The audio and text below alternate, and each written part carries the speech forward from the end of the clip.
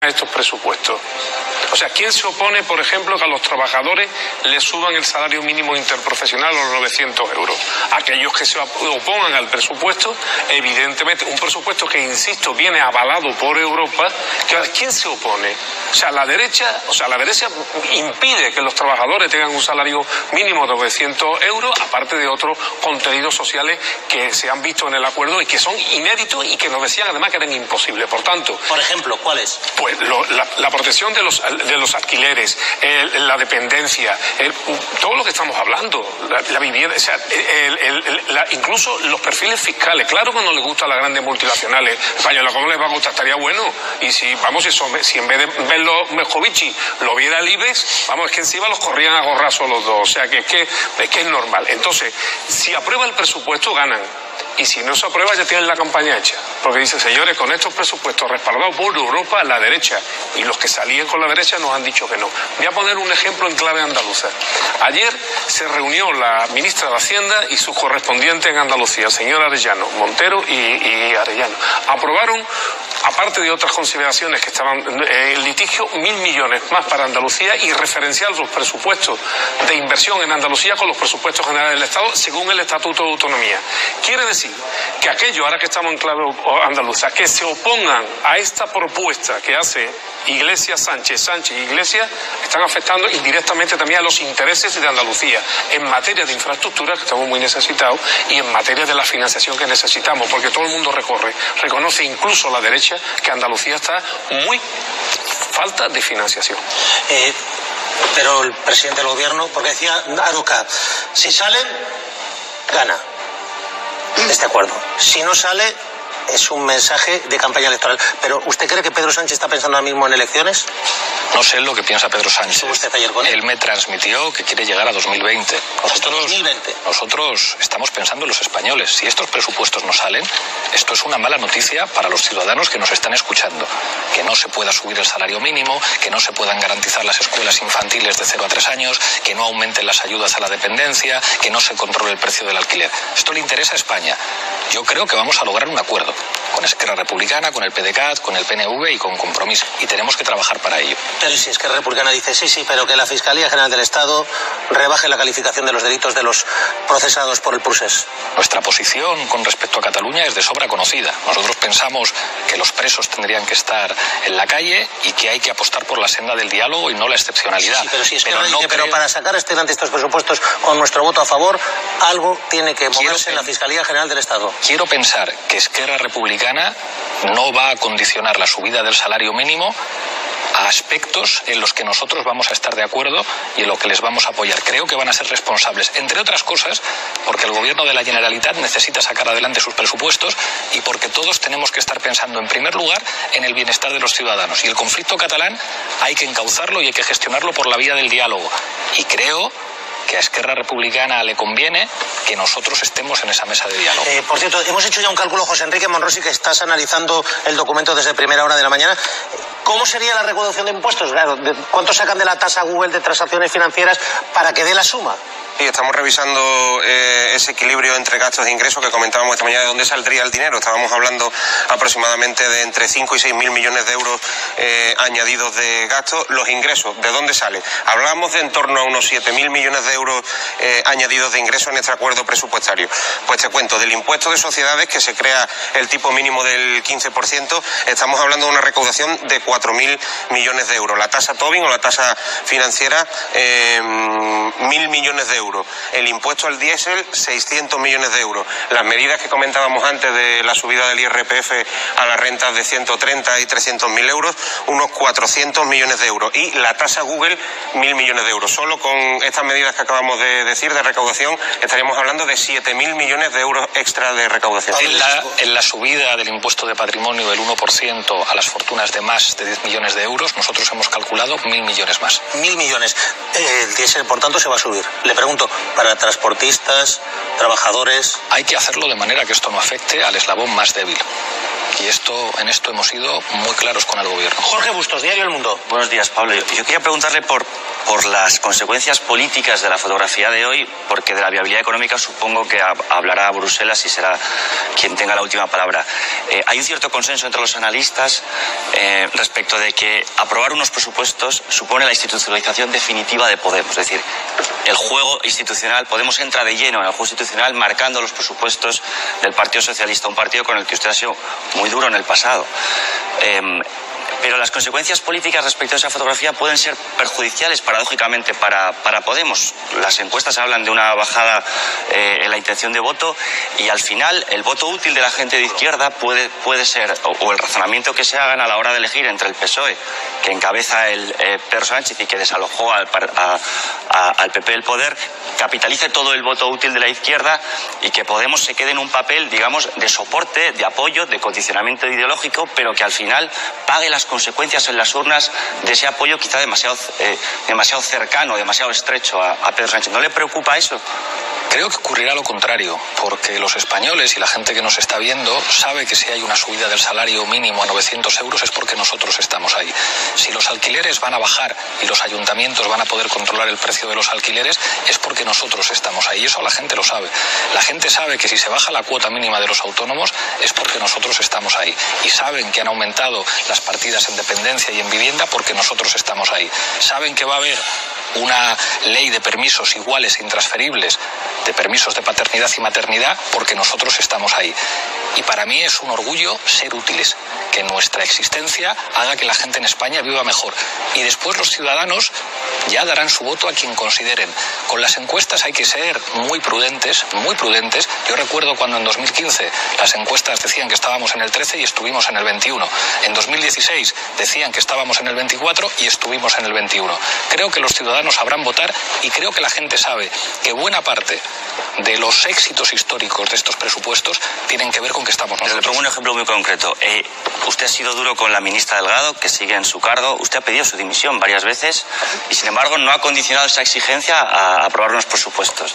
La gente puede decir, bueno, al final hay un poco de paripé, un poco de postureo. Por un lado, critico al gobierno para que no vean mis electores que soy demasiado dócil al Partido Socialista, pero al final no le pongo en aprietos reales. Esa es la misma crítica que se le hacía a Albert Rivera respecto de su apoyo a Mariano Rajoy cuando estaba, digamos, de muleta naranja. ¿No le preocupa que sean ustedes ahora la muleta morada, por decirlo así, del PSOE? Al contrario, por una parte, que nosotros negociamos duro, se nota en el resultado de este acuerdo.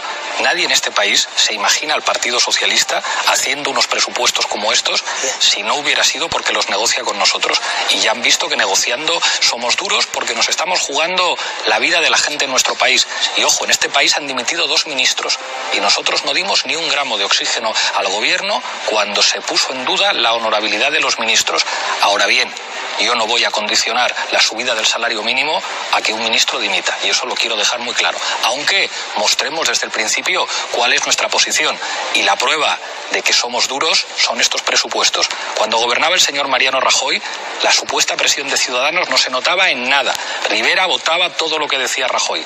Cuando estamos nosotros llegando a acuerdos con el gobierno, aparecen cosas que nunca se habían visto en España.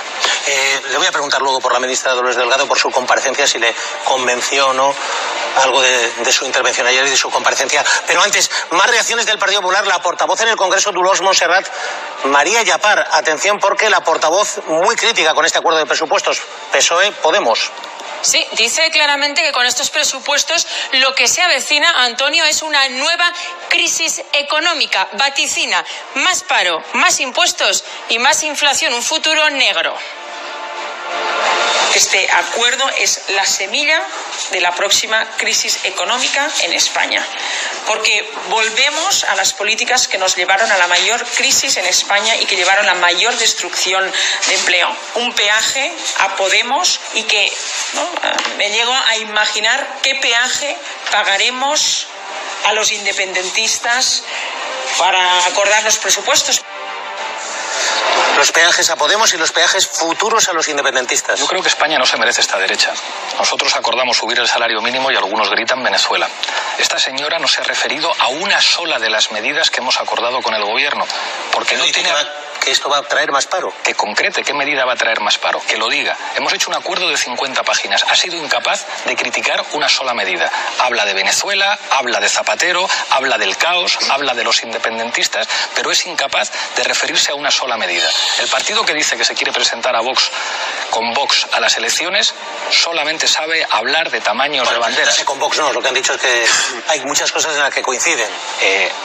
Cito literal, de memoria, el señor Pablo Casado dijo en una entrevista que le gustaría presentarse a las elecciones con Ciudadanos y con Vox. Yo creo que debería ¿presentarse o aglutinar? Bueno, ese mundo. Pues aglutinar a quien dice vivas a Franco en un mitin en Vistalegre, aglutinar a quien está atacando al feminismo en España, aglutinar a los que están sin complejos defendiendo el franquismo, como hace últimamente Ciudadanos y el Partido Popular, yo creo que es poco responsable. Allá ellos, que pongan la bandera más enorme en su balcón. Nosotros vamos a seguir trabajando para defender la dignidad de la bandera en el balcón, porque algún dirigente del PP le ha dicho: Carmena, pon la bandera en el balcón mañana. Yolanda. Buenos días, señor Iglesias. Hemos hablado aquí sobradamente de que la imagen es una buena imagen, porque hay un montón de electores en este país que estaban preguntando por qué la izquierda no podía unirse para generar un proyecto que beneficiase a los ciudadanos. Habla usted de que para esa foto ha habido que hacer cesiones, y le pregunto cuál es la principal cesión, las principales cesiones, con qué se ha quedado ganas de... Ayer yo propuse a Pedro que dejáramos resuelto lo de los autónomos ya. Le dije, vamos a hacerlo ya. Vamos a sacar en el acuerdo que reducimos la cuota que pagan los autónomos, 265 euros, a la mitad a los que tengan ingresos menores de 6.000 euros. Y se la bajamos al 35% a los que estén entre 6.000 y la base mínima de cotización. No pude llegar a ese acuerdo, nos hemos comprometido a hacerlo en 2019 con una nueva ley. Me hubiera encantado poder decir hoy a los autónomos, ya está hecho. No hay que esperar ni 3 meses hasta 2019, está puesto aquí. Me hubiera gustado subir el salario mínimo un poquito más. Me hubiera gustado avanzar todavía más en el alquiler, pero un acuerdo implica que todo el mundo tiene que ceder y nosotros hemos tenido que ceder también. Por ejemplo, en el impuesto de transacciones financieras hemos acordado el 0,2% para empresas cuya capital...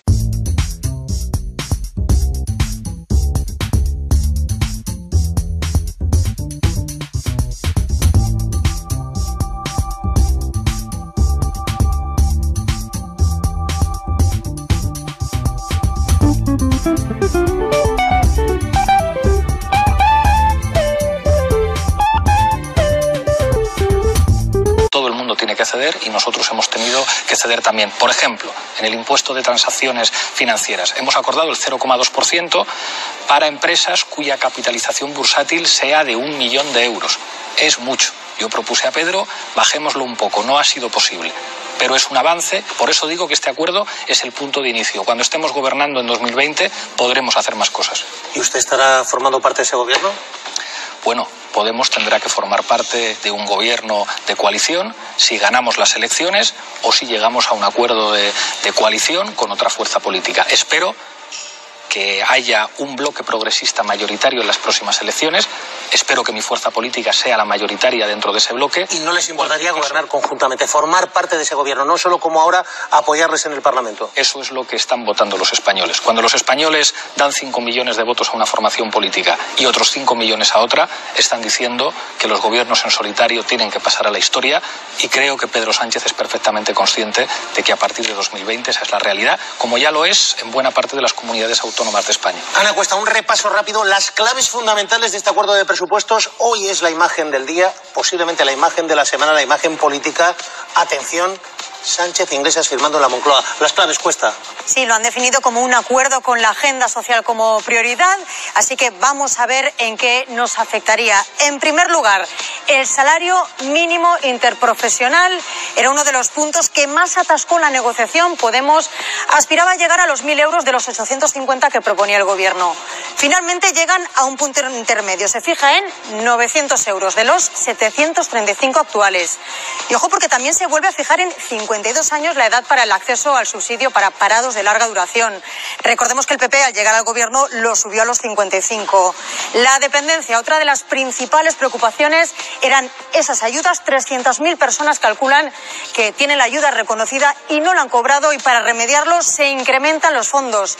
En 2019 se destinarán 515 millones de euros. Es un 40% más que en los presupuestos de 2018. La vivienda, aumenta el presupuesto en esta partida y además los ayuntamientos podrán regular los precios del alquiler en zonas tensionadas. También la subida del IRPF, lo veíamos, a las rentas superiores a 130.000 euros.